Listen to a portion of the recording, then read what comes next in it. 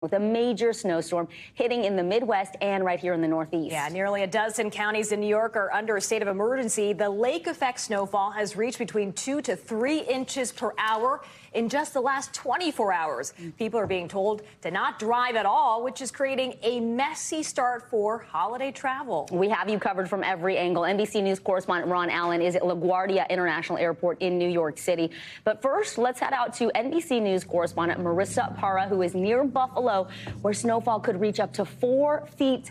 That's like this tall on me, by the way, by Sunday. So, Marissa, good to see you. Good to have you. We know some of the highways were closed to semi-trucks because of the heavy snowfall. What do we know about road conditions right now?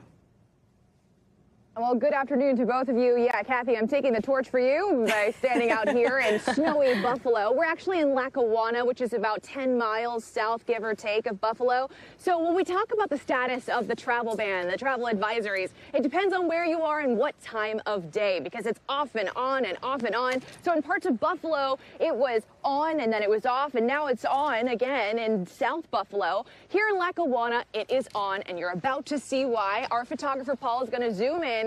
What you see is just a mess. It has been like this for about an hour. You see several semi-trucks. They are stuck behind that one in the front that has not been able to move, and this is more or less more of the same of what we are seeing on the roads. This is why that travel ban is in effect to begin with. They don't want this mess on the roads.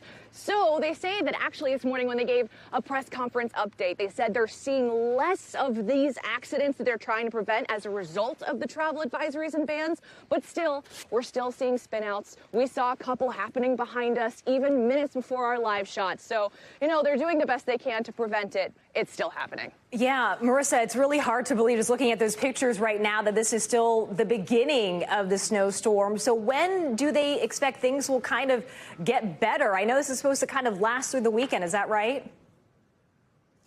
Yeah, I mean, that's the magic question, right? Everyone is wondering the same. And there's a reason why the Buffalo Bills have moved their game from here in the Orchard Park area specifically. They moved it from there to Detroit. That's supposed to happen on Sunday. They canceled their practice today. So I think the question is, when is this supposed to taper off? Well, I think the hope is by the end of the weekend, especially in time for Thanksgiving. We know Thanksgiving holiday travel plans have already been a little impacted on my flight here, which, by the way, was one of the very last flights to land here in Buffalo. I had a lot of people that were on my plane saying they changed their travel plans so they could try to get home with their families in time for Thanksgiving. So, I mean, I think everyone's trying to look into their crystal ball to figure out when this is going to be over.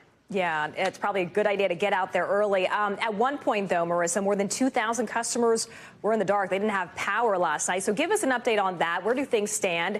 And how are officials gearing up as conditions worsen today? Yeah, so while I answer that, I want to take a walk. I'm going to have my producer, Alex Rhodes, here hand me a measuring stick. So what I want to show you is why we're seeing thousands of customers without power in certain areas, like the Orchard Park area we were talking about. So obviously this is part of a snowbank, but when we put down the measuring stick in the right direction, it is about 20 inches. That's about 20 inches here. And you got to remember, this is heavy snow, and it's landing on trees that fall. We're talking about branches that fall on power lines. So just remember, if you are without power, keep your generator outside of your house. That is something authorities are trying to remind people of. Back to you guys. All right, some good tips. NBC News correspondent Marissa Parra braving the elements for us. Marissa, thanks. Thanks for watching our YouTube channel. Follow today's top stories and breaking news by downloading the NBC News app.